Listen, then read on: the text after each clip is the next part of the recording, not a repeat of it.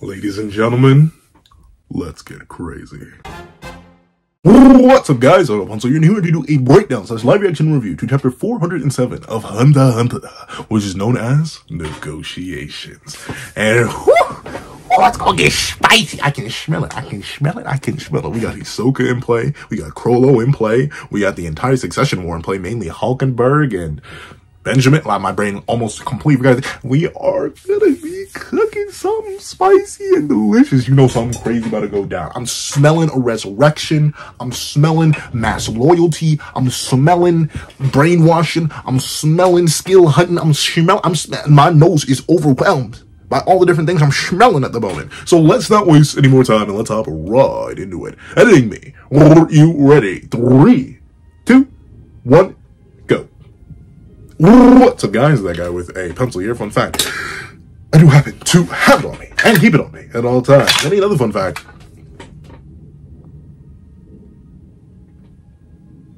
it's like, bundle it off. You know you have like 15 minutes, right? Like, ultimately, now that I fully understand the context, and I do thank everyone for taking the sledgehammer to my dome piece for last review and explaining everything better to me that I A, forgot, B, extra forgot, C, super forgot on like all different levels, from the Hisoka versus Crollo fight to the understanding of the Succession War as it is right now to where everyone's located. Thank you for those explanations. Sweet Mother Mercy, I needed them, because gosh darn it, I kind of read too many manga at this point, and my brain was definitely fuzzy on the details. I only did one proper reread through, so like, I definitely needed all that. Thank you for the clarifications. In fact, I'm half tempted to pull those up just in case I need to double check anything, but that's one specifically. I'm going to get anything like remotely opinionated that's like based on facts to make sure I just don't get the facts wrong this time, like I did a whole lot last time. Gosh, I can't believe I forgot Bonolenov was the one, like, he's the one who slaughtered the like, it was so like, I don't know why. My brain just completely skipped over that. And then he turned into one of the Shadow Beasts, which was really cool. But let's not waste any more time. Let's hop right into chapter 407, Negotiations. Okay. Whole bunch of randoms, crying, screaming. But look at all these people waiting for something glorious, waiting for something amazing, waiting for the truth. We'll see. Okay, they're carrying the funeral casket up. Ooh. No resurrection yet. It depends. What are they gonna do? It's still so funny that they have the boat on top of the boat. Well, let's see. Wow, that is a lot of people gathered, though. That is an insane amount of people gathered. You're shame if someone needed to, you know, get some levels. Let's see. Day 12, Thursday, 1 p.m. It is still so insane that all of this is prelude, dog. Like, all of this is prelude to the Dark Continent arc. We have not seen Ging. Why is my brain saying that's not how you say his name? Jing? Jing. Yeah, I don't know why I'm saying. My brain's saying Jing. Well, gosh, we haven't seen Gon's dad, Jing, in forever. We haven't seen Pattinson, the rat, in forever. We haven't seen either of them. So we're still building up to them and their conflict. Remember, that whole group, that whole side plot that's associated with specifically the Dark Continent, we've gotten glimpses, we've gotten sightings, we've gotten whiffs of Beyond Netero, but like, that's it. Remember, he's a whole character that has massive stake in everything, but ultimately isn't too active until the Dark Continent. We still have the fact that the Dark Continent is just a thing, and the Chimera Ants were just a random threat that came from there. You know, so far, the characters that have been proven to be the most powerful threats in the series, like, I love Jing. Ging? What? Gosh! Why is my brain... Why is my brain struggling so much? Brain, let's not do this. Brain, let's not do this. Jing. Pronunciation. No, not King. Jing. Pronunciation. Pronounce. Hunter. Please. Why is my brain... I don't know why my brain is lagging so hard in this one in particular.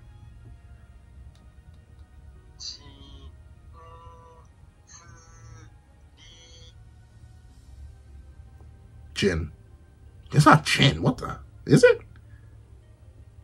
Wait, let me hear this.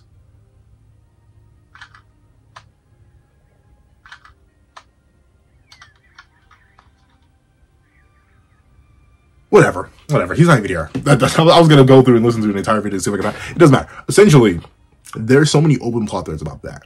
And that entire group. Notably, they are some of the most powerful characters in the series. But the reason I bring all that up is because the Chimera Ants were, for all intents and purposes, the top 5 in the verse. Like, obviously Netero himself was above pretty much all the royal guards. Like, I think that's pretty clearly established. I think he could have beaten any of them. If he literally did one tap, and admittedly he didn't like do much damage to her, but he did outward them. He didn't bother too much with Neferpito. Like, so presumably he would have beaten anyone, especially considering Meruem was struggling for a bit. But still, it's like Meruem, who was clearly above Netero by a long shot to the point where he needed the poor man's rose. Then Netero, then a gap, admittedly, and then the rest of the royal guard, and then the rest. And those are pretty confidently the most powerful characters in the series at this point. And the Dark Continent just has more. Aluka is from the Dark Continent. And there's just more of them. There's just more. Like, it's still insane. We haven't even gotten there yet. And this is already so crazy. Well, let's see. Day 12, Thursday, 1 p.m. Okay, so we're still have to worry about the ship. Hey, Borkson's missing? Yeah, last contact was right before the procession passed her. So, about 30 minutes ago. Oh, interesting that that's missing. But let's see. Maybe she had a sudden post change, or maybe she went after a suspect? We're supposed to report in if anything happens. She would have told us. Yeah, we have to assume the worst. That Borkson has been abducted. But by who and what for? She's a soldier herself and was on alert. There was no struggle or commotion. How is that even possible? Have you ever heard of this little thing called Nen? Let's see. If it were a coordinated team, it would have been easy with a large number of people. Using something like Las Drogas to immobilize her and big guys to surround her wouldn't be noticed in this crowd. If it was someone she knew, it could have been a one-person job. Or someone pretended to be sick and asked to be taken to the hospital where they were waiting for her. If they use those Nen abilities, they might be able to manipulate her, like with hypnosis. The Healy might be using her to assassinate Sally. That would work out well, though. Once again, we have yet to see much of Seti, but, like, I am confident in his longevity. I don't think currently, unless Kurapika himself runs the ones, like, I genuinely don't, and Crollo, presumably. Crollo, Hisoka, and Kurapika are, like, the only threats, and Ilumi, presumably. Like, they're probably the only threats on this boat that could go do something to Seti at the moment. With the combination of his current future sight ability that he uses with... I need to study my Nen Gashiman. Is it Retsu or Hatsu? It's Hatsu's releasing it and amplifying your Nen. What form of Nen is it when you shut off all Nen production? Nope, forget it. 10? Zen? Hold on. Nen, which is it? Gosh darn. See, I need to see a study out. This is embarrassing. Let me see. The 5 forms of Nen. Progression and potential, yada, yada, yada. Just give me to the forms. Zetsu. It's Zetsu. I'm pretty sure it's Zetsu. Post-mortem Nen. I don't need any of that. What does Zetsu do? I'm pretty sure it's Zetsu. Where is it? Just sweep other person. I get why it's so long. 10. Zetsu. Keep ore away from leaking their body. Yeah, so it's Zetsu.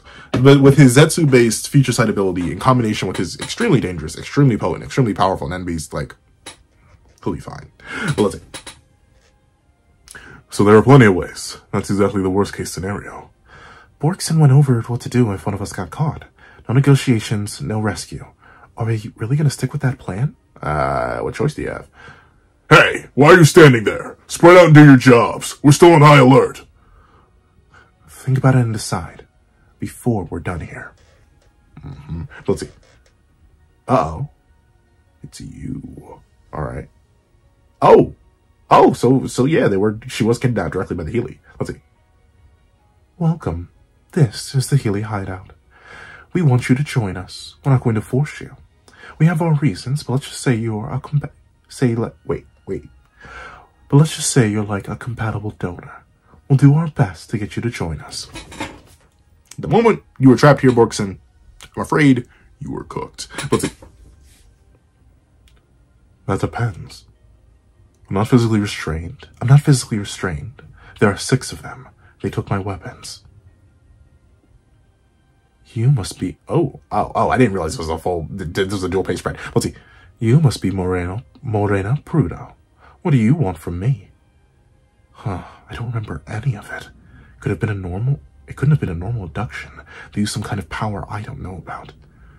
I can't answer right away. Anything to solve for time. Anything to solve for time and get as much information as possible. But essentially, right now, I think she knows. Especially considering the order she gave.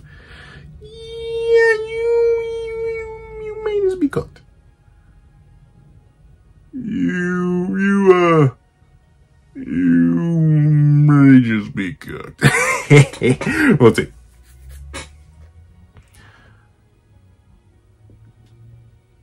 I can't answer the can't answer right way. I'm assuming that's meant to be right away. Little translation error, or maybe not. Nan, not making any rash decisions is wise, but please understand that the more we tell you, the harder it is for us to back out. Back out my foot. If y'all don't knock over the head and brainwash her, let's see. Is that a threat? Is it? Take it however you'd like. Your life is in grave, and I mean grave danger. Let's see. I can't tell you why, but the risk increases for both sides the longer this takes. Probably, yeah. Whose fault is that? That's fair. I didn't expect a balanced perspective from a crime syndicate. Ooh. That's how they view Sarah? I mean, I guess, maybe in a way. We can do this quickly while also giving you a chance to get what you want. This is my first and only compromise. Let's decide with a negotiation game. Okay, so maybe we aren't hopping into the cast immediately. We're still doing setup for the cast. Because the chapter's called Negotiations, we're hopping into a negotiation game. Maybe this is just Morena attempting to prep. I guess, let's see. If you withdraw from this game, you will lose the freedom to do anything other than say yes or no. Okay, let's just start with the rules. The dealer makes a request to the player, and the player makes a decision through this process. I have 7 cards, face up on the board. You have 5 cards, face down. You pick one of my cards, and I give you an answer. The chosen cards is discarded to the graveyard. Sorry. But the Yu-Gi-Oh! And Magic and TCG player in me was like, ah! Well, TCG is Yu-Gi-Oh! And Magic. Let's see. Next, I pick one of your cards and reveal it. That card is also discarded. We repeat, and then the last of your cards remaining is your answer to our request. Oh yeah, so this is rigged. I mean, once again, very likely an inability, where ultimately, no matter what, as long as they agree to the base condition of playing the game, you win, right? Like, they chose the cards. The 7 face-up are chosen by them. Like, come on now, come on. Like, this is clear. But I guess technically that makes sense. Ultimately, Nen is, at least specific types of Nen, especially those based on manipulation, are based on completing requirements. And honestly, the simpler the requirement, the easier it is to probably get the end result. So I wonder how powerful the binding of this Nen game, this negotiation game, will be. Let's see. Answer to our request. Let me guess. I have 4 yes and 1 no. Turn them over from the left. Yes, no. Huh? What's this? Return. You can return 1 card of your choice from your graveyard to your board. Interesting. So, I've played Yu-Gi-Oh! So long. What's it called? Why am I forgetting everything? Why is my brain? I took a nappy wappy. I should not be. My brain should not be struggling viciously right now. What is it called? What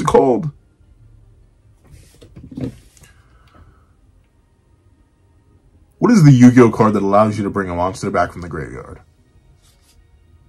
You have the option to set a card. No, gosh darn! I have to keep Googling specifically. What is it called? What? Yu-Gi-Oh! Please! What Yu-Gi-Oh! Card brings a monster back from... Please, I can type from the graveyard. Please, inform me. Monster Reborn. Why? I knew Monster Reborn. Okay, essentially that's what that is. Gosh darn, I'm so stupid. Let's see. Return from a card from your graveyard to your board. If return is your last used card, you can use it to revive the card of your choice to be your response. Okay, that's smart. A Joker. The Joker can turn into a yes or no. If this is your last card, you can also make your choice.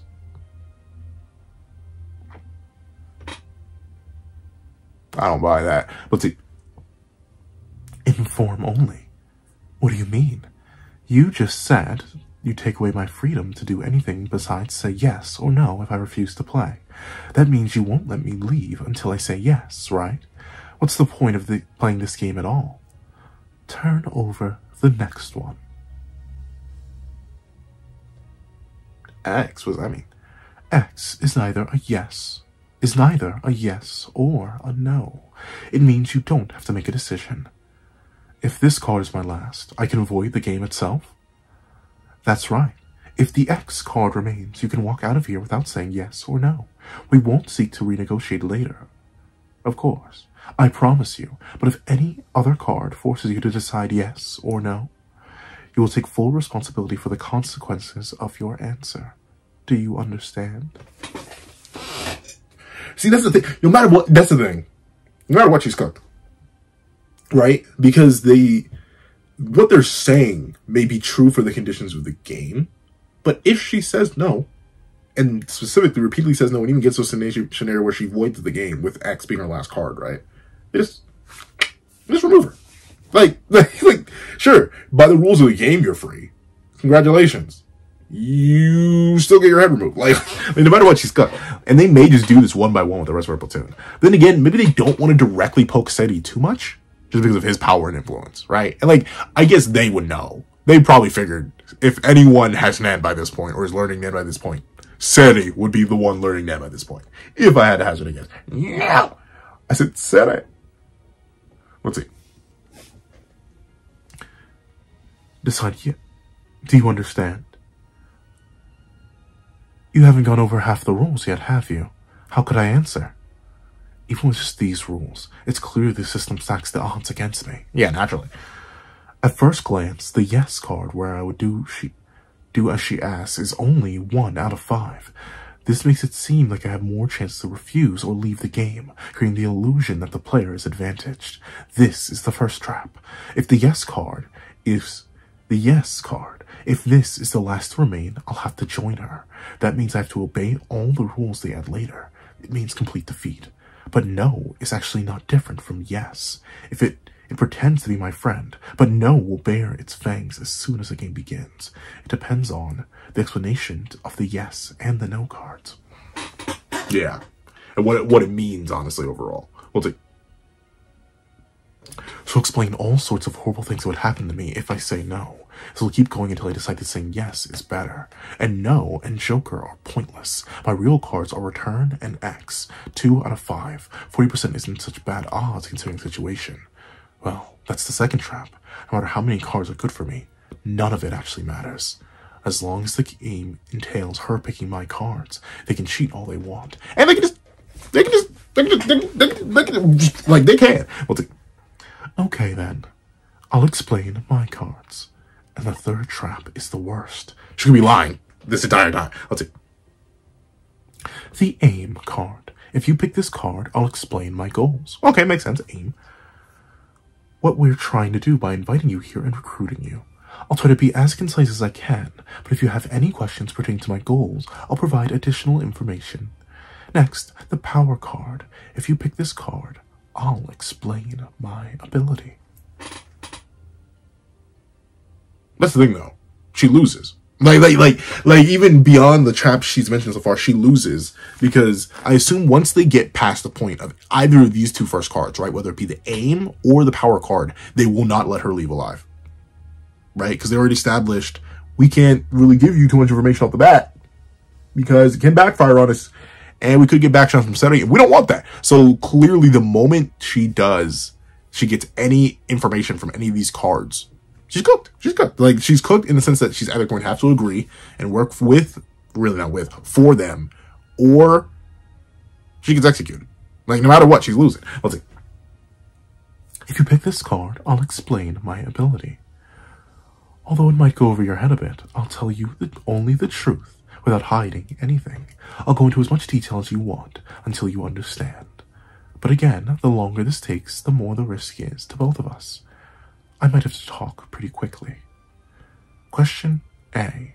I'll answer as many questions as you have, as many times as you want, except for anything about my goals or my ability. If you want to know about those things, use these cards.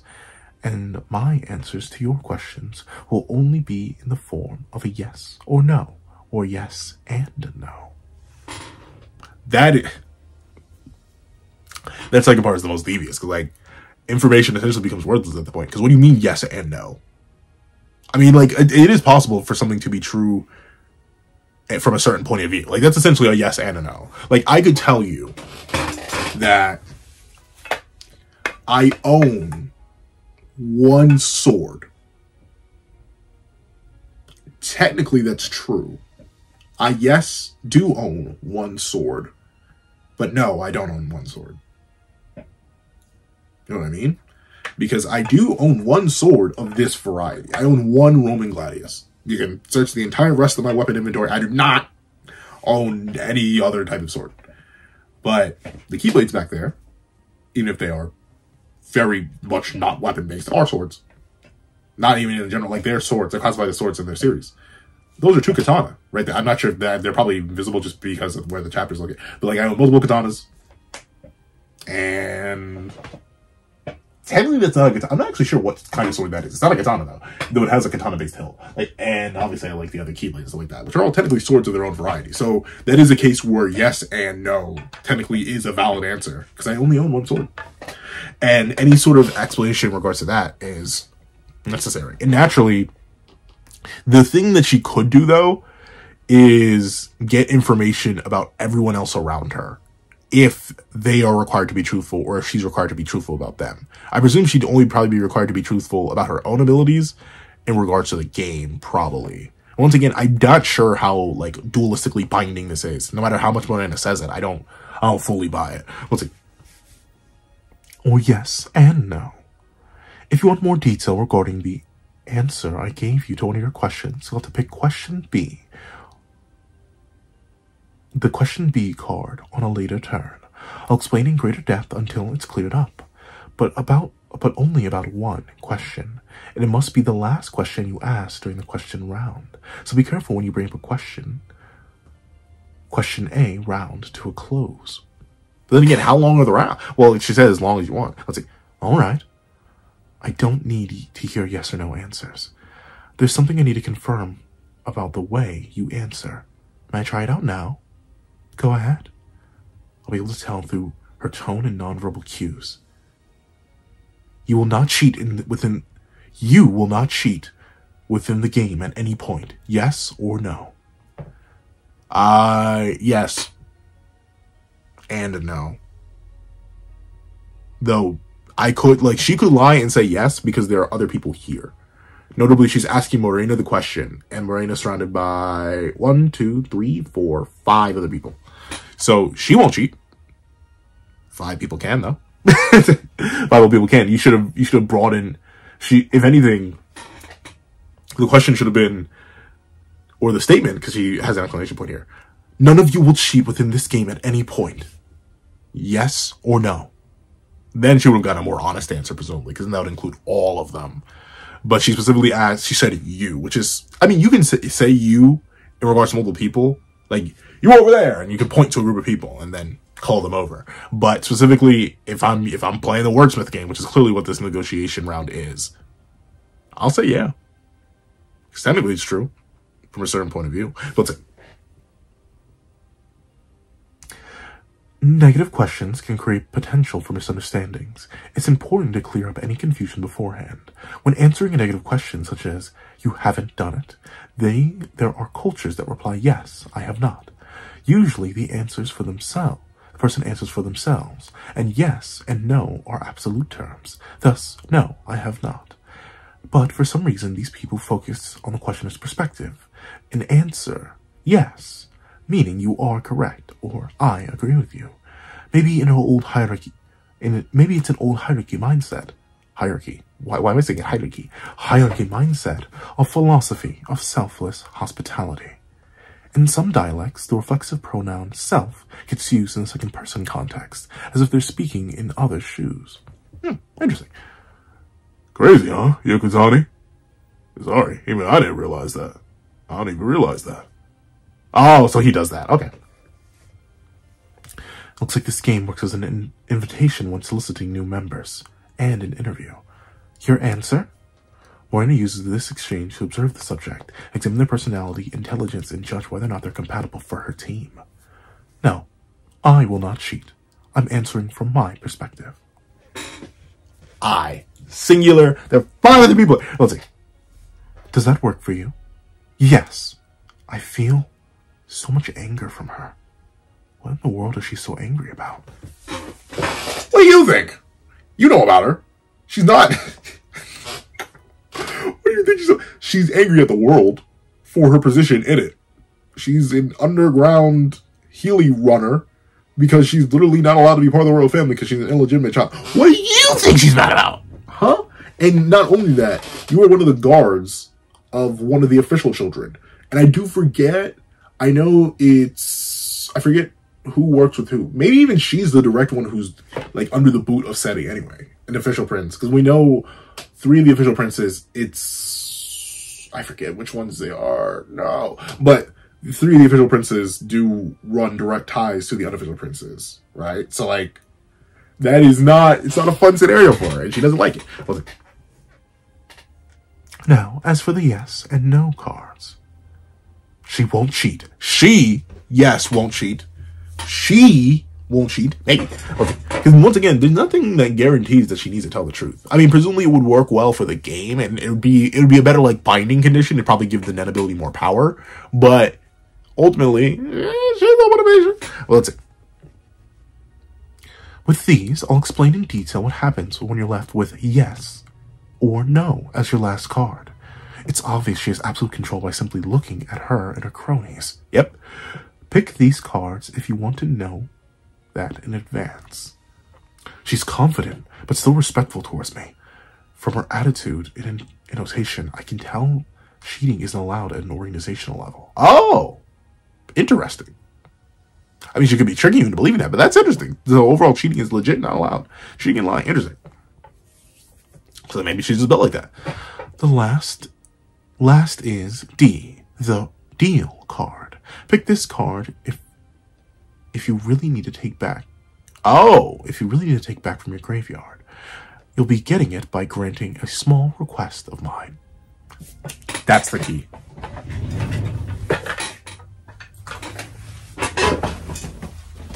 That's the key. Hold on. Where are you? Where are... Let me see. I think it's in this pile here. Let me take a look. Come here. Don't you hide from me. Yeah. All right. Let me see. Let me see if I can sort through it real quick. Sort through it. Yeah. Mini. Good. Hey, what?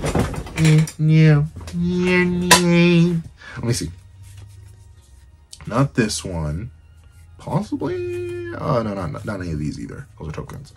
But that card is the win con. And let me tell you why. Or at least from my understanding of it. Once again, from my very limited understanding of TCG, I only started playing Magic recently because of a friend. Just like I only started playing Yu-Gi-Oh! Not relatively recently anymore, but also because of that exact same friend. Let me see if I can find the card I'm looking for. Or really the pair of cards I'm looking for. So, oh, no. I think this may be the wrong... This is why I need to get, like, proper deck holder. But essentially, in Magic, I have a set of cards. Like it was a baby deck we made just out of like a whole bunch of decks. I forget what the event was even really like properly called, but there were 2 cards in my deck. There were what I would like to call the lead card and then the carry card. The lead card is essentially the card that I want you to focus on. The card that seems the most dangerous. Yeah, this isn't the right one. But it's the card that I'm like, yeah. This is my entire game plan. I promise you, this is my entire game plan. Typically, when I'm playing Commander, it is just my Commander, and then I'll build something around that. But for this case, yeah, it wasn't this deck. But in this case, the one lead card was a card that gave me health back. Every single time it gave me hit points back. Every single time it hit. Every single time it attacked. I made it look real good. It was real powerful. It was real clean, especially considering we were only playing with 20 health points. So even getting just 3 health points back, because it was a 3/3, was really good. But there was another card that I had. It was, I forget what it was. It was like a bear card. And what it did is every time I saddled something with it, the thing that was saddled would get an attack buff. Now, the beautiful thing is I could saddle without attacking. Or wait, no, I'm thinking of a different, I forget if I had to attack or not. I think for that one, every time I saddled, I did have to attack. So, but every time I attacked with that main card, which was like a 4/5, I would attack. But then what was saddled would get a +1/+1. And I kept doing that. My opponent was setting up repeatedly. He was just getting every different card out, but always make sure to attack it with the 4/4. And typically they just die over and over and over again. And the thing was, by the time they realized what I was doing, the lead card had gotten buffed up insanely. It was like a 6/6. No, it was a 7/7 at that point. So remember, he had a 6/6 that I ended up one-shotting, and it kept giving me health back. Now it's 7/7 because every single time he kept getting buffed by the second card, the win con card, and that's what this D is. The fact that she can use this card to get a small request. That's the end game. Because ultimately, the small request is relative. Sure, the overall goal of the game is to get Borks, or whatever the character's name, Borkson, on their side, right? But that's the overarching objective, the thing you're meant to focus on. The small card here, the small request card, that's the main goal. Because a small request can be anything. Especially in the scale of her perspective. Because everything in life is relative. So let's see if Borkson pulls that out. Small request of mine. Once you hear what it is, you don't have to do it if you don't think you can. If you think you can't. But in that case, it becomes my turn, and Deal will go to the graveyard. The game ends when you're left with 1 card, so your last chance to use this card is when you're down to 2 cards. There, I've explained all the card rules. Now, will you decide whether or not you'll play the game? I will, under one condition. What's that? I'll decide which card you'll pick of my face-down cards, if that's okay with you. Sure, that's happened before. And I'll take care of the shuffling, right? Okay. And she'll take care of the shuffling? Okay. Now, let's begin. Oh, okay. So negotiations, that's it. That's the chapter. All right. I'll admit, I was a little stoked for something a little extra spicy, but it looks like we're still building pieces. It seems like we did get pretty decently far, though, into Hulkenberg's funeral procession earlier on in the chapter. So I was really expecting us to get something for real, but they're still going up these stairs.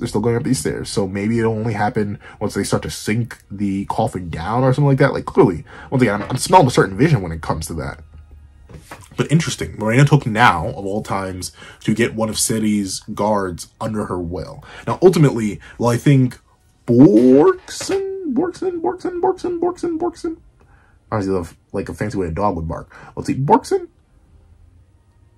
Yeah, Borkson. I assume Borkson will do their best, but they're cooked.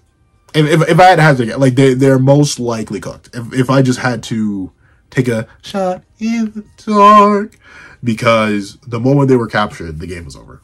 There's no way they win out of this. At least I don't think she has an end ability, so like she's cooked. She's generally cooked. She's either going to end up being a puppet or cooked.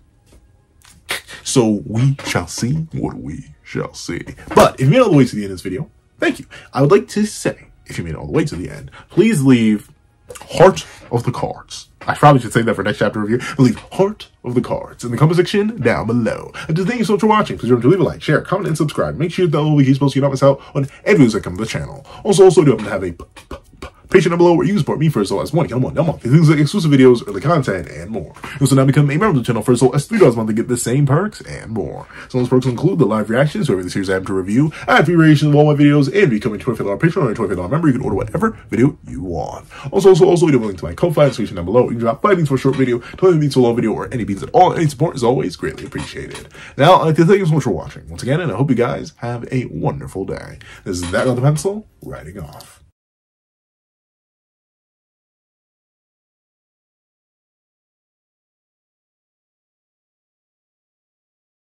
I'd like to give a thank you to our $3 members, Zara, Greyhound, Eternal Flame, Red Wolf 4765, Astro, Brandon Payne, Glacier XZ, and G Prosper.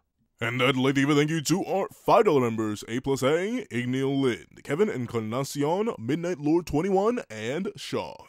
And I'd like to give a thank you to our $7 members, Fine, Austin Wimberly, Uchiha, and Yuki Ally. And I'd like to give a thank you to our $10 members, AZ Void, J Warrior, and Robbie Uchiha. And I'd like to give a big ol' thank you to our $10 patrons, Overlord Zero, Waki Munoz, and Idem Okami. And I'd like to give a final, gracious, gargantuan thank you to our $100 That Guy with a Pencil Tier patron, Calvin Elder.